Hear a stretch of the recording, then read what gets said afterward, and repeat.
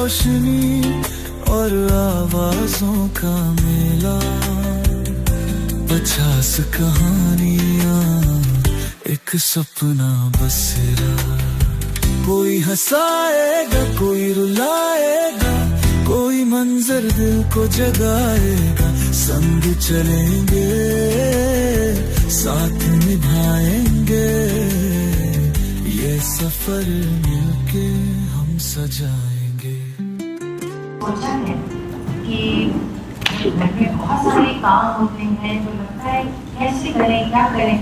काश कोई जादू की छड़ी मिल जाए जिसको घुमाते ही सारे काम हो जाए फटाफट। तो ऐसी ही तीसरी कहानी है हमारी जिसको लिखा है रत्नाकर कौर जी ने, जादू की छड़ी, जिसको हम लोग अभी थोड़ी देर में देखेंगे। जादू की छड़ी में है क्या ये मुझे भी नहीं पता है, और उसके पहले हम लोग रत्ना जी का परिचय प्राप्त करते हैं। रत्ना जी ने संस्कृत भाषा में MA किया है। आपने ज्ञान का प्रकाश बालकों में अनेक शिक्षण संस्थाओं के माध्यम से फैलाए हैं। बाल शिक्षा निकेतन लखनऊ, कॉन्वेंट लखनऊ, पैपियार स्कूल लखनऊ, महर्षि बाल विद्या मंदिर, टैगोर एकेडमी मेरठ आदि एवं विदेश में यूहान वोल्फगा गोएथे विश्वविद्यालय जर्मनी, अंतर्राष्ट्रीय कृष्णा भावना अमृत संघ इस्कॉन, विस्बाडन जर्मनी आदि। इसके साथ ही आपने नर्चर यूनिसेफ प्रायोजित समाचार पत्रिका में हिंदी, अंग्रेजी व उर्दू में संपादन का कार्य भी किया। तो अभी हम लोग देखेंगे जादू की छड़ी, और विश्वास मानिए मुझे पूरा विश्वास है कि आप लोगों को ये कहानी जरूर बिल्कुल आएगी, और आप लोग भी ये सोचेंगे काश हमको भी ऐसी ही जादू की छड़ी मिली। ठीक है, तो हम लोग ये देखेंगे। अभी मन सज्जन का कार्य चल रहा है, तब तक हम लोग सुनते हैं समारोह गीत।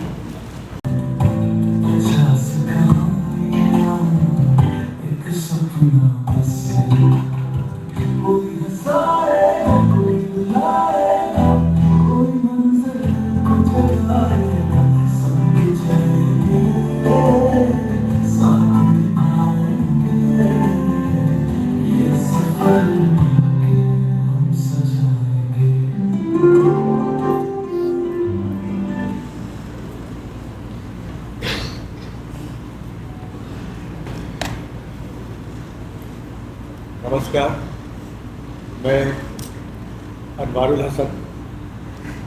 कहानी जादू की छड़ी, लेखिका रत्नाकर कौर।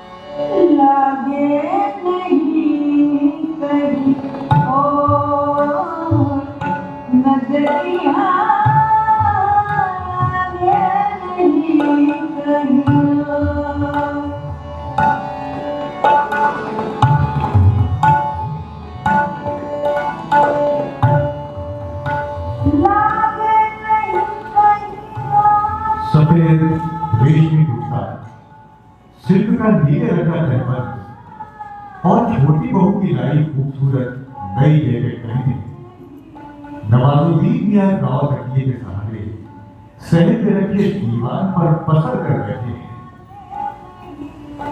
बेगम सुरैया पास ही पानकांड और कटी सुपारी रखने की छोटी सी डलिया व सरौता सामने रखे नजदीक ही बैठी है। तीन बहू की लाडली सास का चेहरा सुकून से चमक रहा है और जोड़ा बेटे बहुए हाथों हाथ रखते। इसे कहते हैं असल खानदानी लोग। नखास में रेडीमेड कपड़ों का ढेर ठेले पर रखकर बेचने वाले नवाजुद्दीन यानी नब्बन के दिन ऐसे फिरेंगे किसी को गुमान भी नहीं था। अबे नब्बन कहकर पुकारे जाने वाले जनाब और नवाजुद्दीन साहब कहलाते हैं। कहते हैं इंसानियत और ईमानदारी से काम करने पर किस्मत कभी न कभी तो आपका साथ जरूर देती है। यही वजह है कि अब नवाजुद्दीन साहब पर ढलती उम्र का बोझ उनके कंधों पर नहीं पड़ा, बल्कि उम्र बढ़ने के साथ साथ वो और ज्यादा चौड़े, मजबूत और तने हुए दिखने लगे। मेरी जहर जमी मुझे मालूम नहीं, तू अब तक है हंसी और मैं जवान। तो कुर्बान मेरी जान ओ मेरी जहर जमी तुझे मालूम नहीं। जिंदगी में आप आए हो गई दुनिया हंसी, भर गया फूलों से दामन, अब कमी कोई नहीं। बड़ा बेटा अकबर हमेशा हंसी घटा करते हुए कहता है, अम्मी, अब्बू, आप दोनों तो रिवर्स में चल रहे हैं।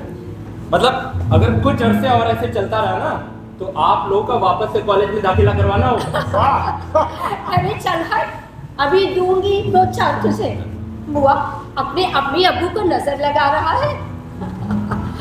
भाई सच बात तो ये है कि ये सारा कमाल मेरी बहुओं की खिदमत का है।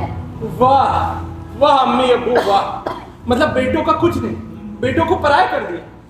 वाह है तौबा तौबा लिल्ला, सदके जाओ अपने बेटों के, जिन्होंने इतनी होशियारी और काबिलियत से अपने अब्बू का पूरा कारोबार संभाला है। अरे फर्श से अर्श पर पहुंचा दिया है हम लोगों को कि बुढ़ापा अपनी सूरत दिखाते हुए डरता है हमें। वजह फरमाती हैं आप। मैं तो अल्लाह से दुआ करता हूँ कि ऐसा बुढ़ापा सबको अता करे, तो जवानी से 1000 गुना बेहतर है। आमीन।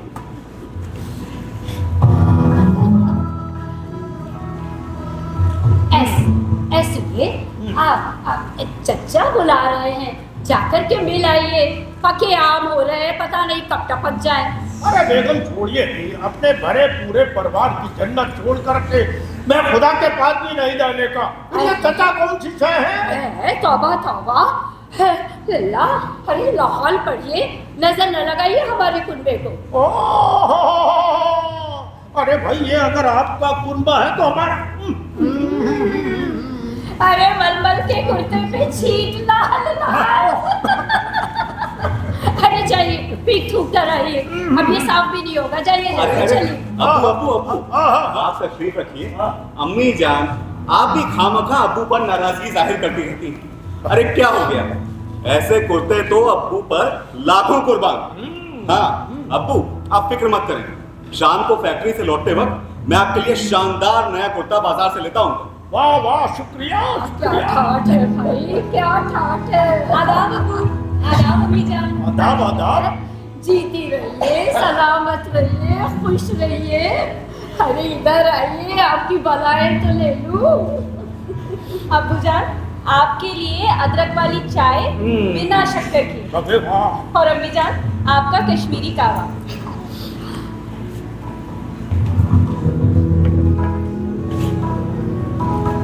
है भैया अजहर के अब्बू, आप चाहे कुछ भी कहिए, लेकिन मेरी तीनों बहुएं बेहद होशियार और सलीकामंद हैं। देखिए ना इस छोटी को, अभी जुम्मा 4 रोज हुए हैं इस घर में आए हुए। उसे कैसे पता कि आपको सुबह बिना शक्कर वाली चाय चाहिए और मुझे कहवा चाहिए। अरे मैं तो कुर्बान हूँ इसकी मिलनसार तबीयत पर। ऐसे घुल मिल गई है सब में कि जैसे बरसों से यही रह रही है। बहुत सही फरमाती हैं आप। हम तो खुश नसीब हैं और आपके शुक्रगुजार भी। हमारे शुक्रगुजार क्यों? अरे आप ही ने तो मुझे आफ्ताब जैसे बेटे और महताब जैसी बहुएं दी हैं। भाई हम तो अल्लाह के बहुत शुक्रगुजार हैं जो इस बुढ़ापे में बेपनाह नेमत अदा करी हमारे ऊपर। जब अपने कुनबे को देखता हूँ तो बहुत खुश हो जाता हूँ और 72 की उम्र में 62 जैसा महसूस करता हूँ।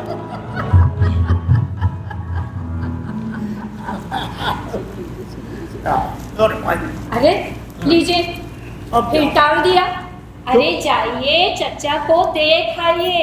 अरे भाई बारिश हो रही है, इस समय कैसे जाएंगे भाई? अरे बारिश तो रात को हुई थी। हाँ। छोड़िए अखबार, आ जाइए बाहर, जरा कुदरत का नजारा लीजिए। कुदरत का नजारा भाई, अब बेगम का आदेश है तो जाना ही पड़ेगा।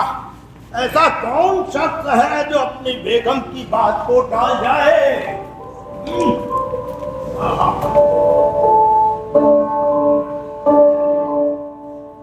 बारिश थम चुकी थी।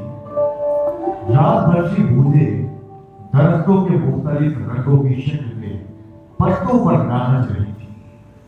पेड़ हवा से डोलते तो सुबह की सुनहरी धूप पड़ने से हीरे की कली की चमकती बूंदें भी उसके पत्तों पर इधर उधर डोलती और फिर टप से टपक कर धरती की गोद में समा जाती। केले के बड़े बड़े झूमते पत्ते मानो इन बूंदों के लिए छोटे बच्चों के फिसलने वाले स्लाइड बन गए थे। और दूसरी तरफ लॉन में पानी की बूंदें घास की डोगों पर फिरी हुई रुपहले मोती सी चमक रही थी। अपने बदन के अनुपात में ज्यादा लंबी चोंच वाला एक परिंदा पत्तों पर पड़ी बूंदों पर लोट लोट कर रहा था।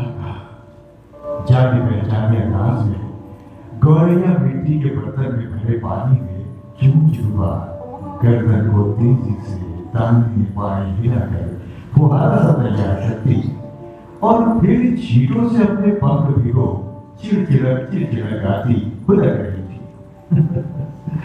बरसात के बाद दान न पाने की वजह से छत की मुंडेर पर बैठी दो माता उदास थी, लेकिन अशोक के पेड़ पर बने बुलबुल के घोंसले में उसके नन्हे मुन्ने हिफाजत थे। तुरई की बेल चारों तरफ लिपट कर झंझा झकोरों से उनकी पहरेदार बनी तैनात थी। आसमान अभी सवराया हुआ था। बादलों की फटी चिटी पोटली से छटकर सूरज की कुछ किरणें इधर उधर बिखर रही थी। नवाजुद्दीन अपनी बेगम के साथ पेड़ पौधों परिंदों को देखने का लुत्फ उठा रहे थे कि पानदान से एक बीड़ा निकालकर मुंह से दबाते हुए वो बोली, अजी सुनिए, इधर आइए। चलिए मैं भी चलती हूँ आपके साथ। वाह क्या बात कही आपने, मैं अभी गया अभी आया। कहिए ये नेक ख्याल आपके जहन में पहले क्यों नहीं आया? दरअसल बात ये थी कि अकेले जाने का मन नहीं कर रहा था, पर आपके साथ जाने का लुत्फ ही कुछ और है। बस अभी आ रहा हूँ। अम्मी फोन आया था। अच्छी खाला कल दिन की फ्लाइट से अफशा के साथ मुंबई से आ रही हैं। मैं उन दोनों को एयरपोर्ट लेने चला जाऊंगा। अपनी आपा और बच्चों की याद सता रही होगी जी। तभी अचानक प्रोग्राम बन गया होगा उसका। आप फिक्र न करें, मैं उनको लेने चला जाऊंगा। ये खबर सुनकर सुरैया का कलेजा कांप उठा। फिर भी अपने पैरों पर काबू रखते हुए उसने कहा, बात दरअसल ये है कि अपनी 15 बरस छोटी बहन अर्शी के तेज तर्रार मिजाज से वो अच्छी तरह वाकिफ थी। बचपन में साफ न बोल पाने की वजह से बच्चे अर्शी को अच्छी खाला कहने लगे थे और वही सिलसिला आज भी जारी था। चचा की विशाल कुर्सी के बाद लौटी तो देखा बहुओं ने मेहमान खाना सजा दिया था। मन ही मन खुदा का शुक्र अदा करते हुए बेटे बहुओं को जी भर कर दुआएं दिलाई। दिल में सुबुगाहट थी कि देखते हैं अर्शी किस दोपहर में आ गई है। आज की रात वो सुकून से न सो सकी। अगले दिन अर्शी अपनी 10 साल की बेटी अफशा के साथ लखनऊ पहुंचे। फ्लाइट टाइम पर थी। घर पहुंच सबसे गले मिली और सुरैया के गले से लिपट कर जार जार होने लगी और साथ में बयां करती जाती।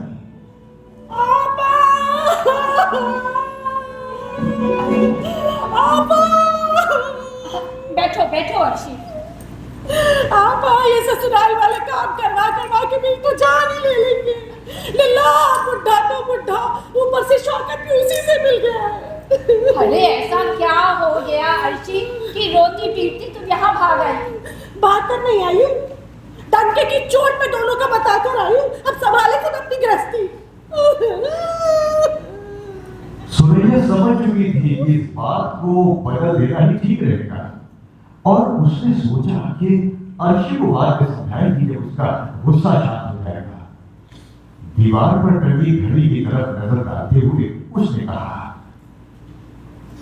यार खुदा, कितना वक्त हो गया। अरे लड़कियों, चलो चाय का एक एक दौर और हो जाए। जाओ इंतजार करो, खाना थोड़ी देर में खा लेंगे। जी अम्मी। और तीनों बहुएं बावर्ची खाने की तरफ मुड़ गई। अर्शी ने सुरैया के साथ वहीं दीवान पर बैठे बैठे आपा को दिल का हाल सुनाया। आपा बुढ़ा दिन में 4-4 बार चाय की फरमाइश करता है और ऊपर से शौकत भी। बेगम, एक प्याली चाय हमारे लिए भी हो जाती और साथ में गरम गरम पकौड़े भी, तो क्या ही बात होती। मैं तो नौकरानी बन के रह गई। बेगम कैसी? हरी पल्ली, घर का काम करने से कोई नौकरानी हो जाता है क्या? अरे सारा दिन खट बुढ़ा सारे मोहल्ले में घूमता फिरता है और शाम को घर आते ही वापस फिर वही चाय की फरमाइश। है? ये बुढ़ा बुढ़ा क्या लगा रखी है? अरे सीधे सीधे अब्बू कहो ना। अरे बड़ों बुजुर्गों की इज्जत करना सीखो। अब्बू कहे मेरी जूती, अब्बू तो हमारे थे। अरे एक गिलास पानी का नहीं उठवाया कभी हमसे। बस यही तो गलती हो गई हमसे। अरे बहुत बड़ी गलती हुई है। कभी सोचा है तुमने कि जब तुम इस उम्र में पहुंचोगी और लोग तुम्हें बुढ़ी बुढ़ी कहकर पुकारेंगे तो कैसा महसूस होगा तुम्हें? अरे देख, बड़े बुजुर्ग तो घर की जीनत होते हैं। कड़ी धूप में जलने और तपिश से बचाने के लिए वो दरख्त होते हैं, छायादार पेड़ की तरह हमारी हिफाजत करते हैं। अरे उनकी सूरत में अपना कल देख। अर्शी, तू कुछ समझ नहीं रही है अभी। उनकी ओट में तू कितनी महफूज है। जी हाँ, अच्छा, इधर आ, बैठ।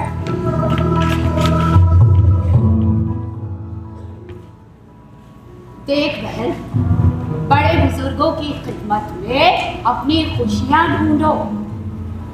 वक्त गुजरते देर कहाँ लगती है। वो दिन दूर नहीं है जब तुम भी बुजुर्ग का दर्जा पा जाओगी। पल भर में हंसते मुस्कुराते बहुओं ने मिलजुल कर चाय नाश्ते की मेज सजा कर सबको वहीं बुला लिया। नाश्ते की तश्तरियां देख अर्शी हैरान थी। आपा अपनी जगह से हिली भी नहीं और इतना सब कुछ बन गया। किसी के चेहरे पर शिकायत नहीं है।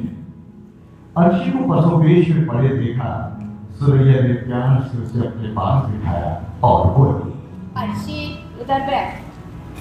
देख, जिंदगी जीने का असल मजा तभी है जब सारे लोग प्यार और खुशी से बिना कुछ कहे अपने अपने काम को अंजाम दें। अरे घुट घुट कर जीने वाले और काम को बोझ समझने वाले क्या समझे जिंदगी का लुत्फ और कुदरत की कशिश। अरे भाई क्या गुफ्तगू हो रही है, हम भी तो जरा सुने। आइए। हाँ। अरे भाई बच्चों जी। अर्शी आई हुई है, कुछ गाना बजाना भी रखो। अंताक्षरी हो जाए। अम्मी आप शुरू करिए। तुम लोगों के होते हुए मैं शुरू। नहीं अम्मी आपको शुरू करना है। अच्छा चलो तो फिर शुरू करती हूँ। कभी यार कभी पार लगाती रे नजर, सैया घायल किया रे तूने मोरा जिगर। यार कभी पार। बोलो अबू नासिर।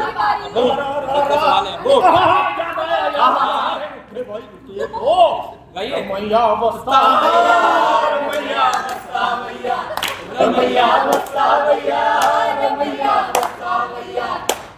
दिल तुझको दिया, मैंने दिल तुझको दिया, रमैया सावैया, रमैया सावैया। अब अरे आगे गाओ, आगे गाओ।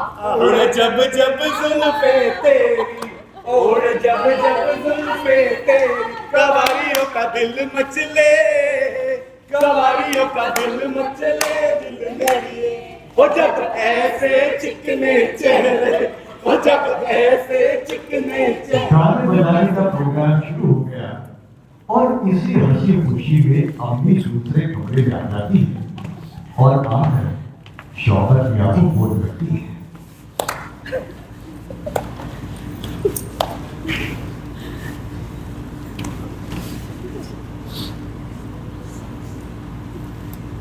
हेलो, हाँ, अरे शौकत मियां, ये खुश रहिए, खुश रहिए। हाँ अर्शी, हाँ हिफाजत से पहुंच गई। अरे बहुत मस्त है, आपके तारीफों के कसीदे गाती नहीं थकती। अरे आप कुछ दिनों के लिए यहाँ तशरीफ ले आइए। अरे 2-4 दिन के लिए ही सही, फिर अर्शी को अपने साथ लेकर चले जाइएगा। हाँ, अरे छोड़िए, आप हम कुछ नहीं कहेंगे, बस आपका इंतजार करेंगे और हम आपकी कोई बात नहीं सुनेंगे। बस आप आ जाइए सीधे सीधे। खुदा हाफिज़। यारी है ईमान मेरा, यार मेरी जिंदगी, यारी है ईमान मेरा, यार मेरी जिंदगी, यारी है ईमान मेरा, यार मेरी जिंदगी, यारी है ईमान मेरा, यार मेरी जिंदगी, यारी है ईमान मेरा, यार मेरी जिंदगी। थोड़ी सी मनोहार के बाद शौकत मियां ने हामी भर दी और 2 दिन बाद जुमे के रोज पहुंच भी गए। अर्शी को उनके आने की खबर भी नहीं थी। उन्हें आया देख बुरी तरह से चौंक गई।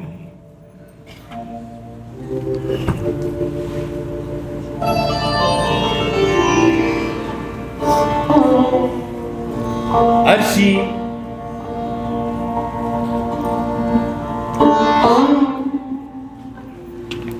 आप यहाँ इस वक्त बिना कोई इत्तला दिए? घर में सब खैरियत तो है ना? हाँ हाँ, सब खैरियत से है। बात दरअसल ये है कि हमारे बिना आपके हलक से निवाला नहीं उतर रहा था और हमें भी अपनी बेगम की बेइंतहा याद सता रही थी। अच्छी गाना। ये हो गया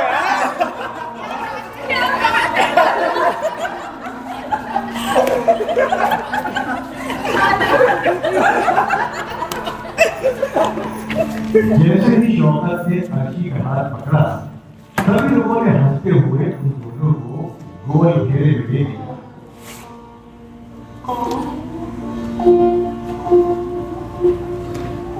सुनिए, वो हमें कुछ पैसे चाहिए। पैसे? ऐसी क्या जरूरत आ पड़ी? वो दूल्हा भाई का कुर्ता और जैकेट हमें बहुत पसंद है, बस वही खरीदेंगे। माशाअल्लाह, आप मर्दानी कपड़े पहनेंगी? चलिए भाई, हम भी तो देखें आप मर्दानी कपड़े में कितनी हसीन दिखती हैं। अरे नहीं नहीं नहीं, हम नहीं पहनेंगे, वो अब्बू के लिए लेकर जाएंगे, उन पर खूब जचेंगे। अजी क्या गुफ्तगू हो रही है? जरूर हमारी बुराई हो रही होगी।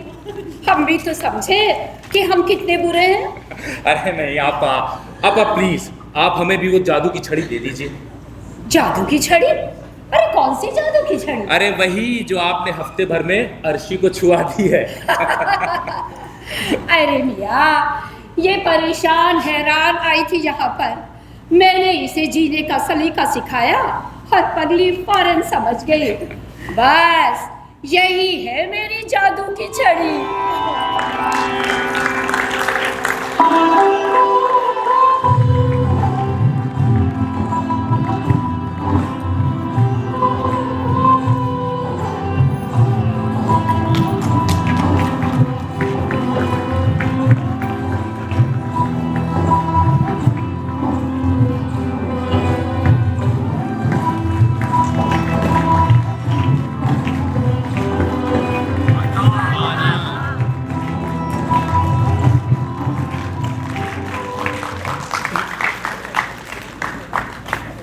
कैसी लगी आप लोगों को जादू की छड़ी? तालियों की आवाज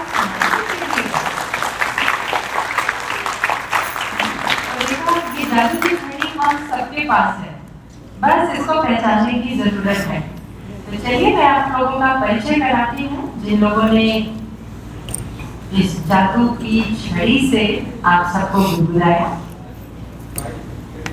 मंच पर थे अनवरुल हसन जी,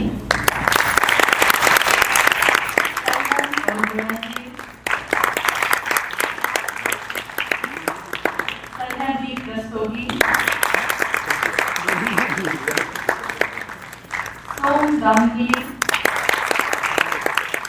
शिवम कुमार दुबे, ज्योति सिंह,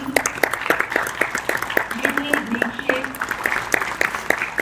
फरहाना फातिमा और अमरीश बॉबी।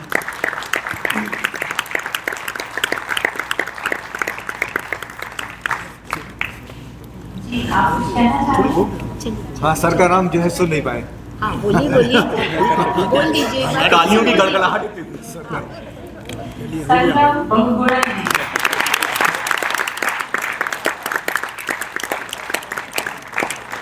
अभी मेरे पास उन्होंने संदेश भिजवाया कि जब तालियों की गड़गड़ाहट कम होती है तो आवाज नाम अपना नहीं सुन पाते, तो अभी भी वो सुन नहीं पा रहे हैं नाम अपना। तो एक बार जोरदार तालियों से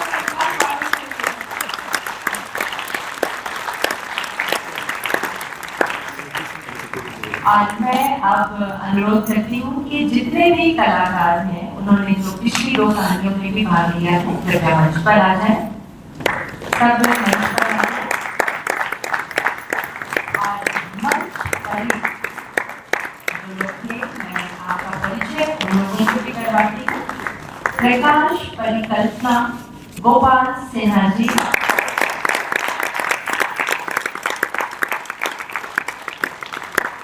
प्रकाश संचालन मनीष सैनी जी,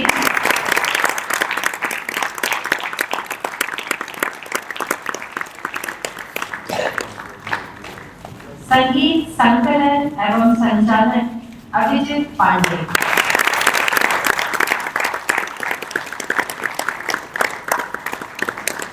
संगीत संकलन सहायक शुभम कुमार दुबे,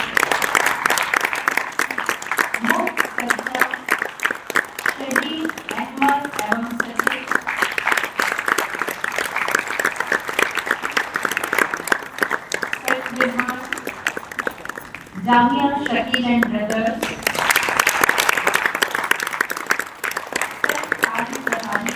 शुभम कुमार दुबे,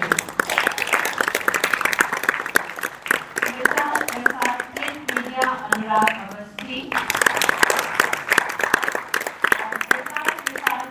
मीडिया अमरीश बॉबी। आप लोग जो हमारे गीत सुन रहे हैं ये भी अमरीश बॉबी जी ने लिखा है।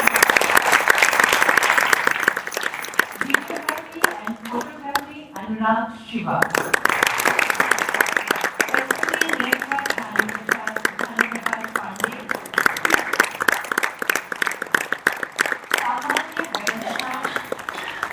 अशोक सिन्हा जी,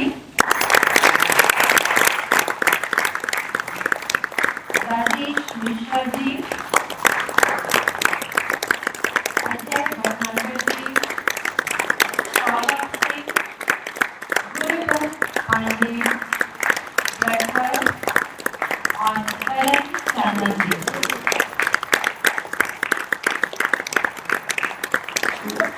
मंच सज्जा निशु सिंह,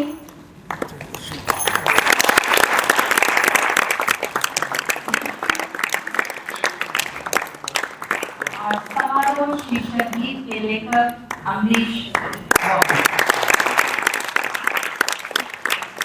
ये भी हमारी आज की प्रस्तुति और इस पूरे जो तीनों कहानियां थी और जो हर दिन आप लोग कहानियां देख रहे हैं, इसका जो निर्देशन किया था वो किया था संगम बहुगुणा जी और विकास श्रीवास्तव जी।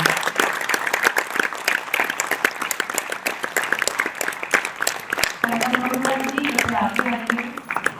तालियां काफी मिल रही हैं, आप आगे आ सकते हैं।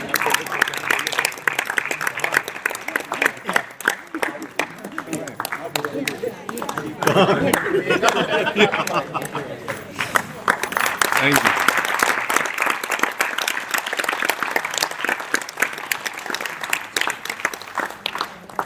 कल हम लोग फिर देखेंगे 3 और नई कहानियां नए कलेवर के साथ।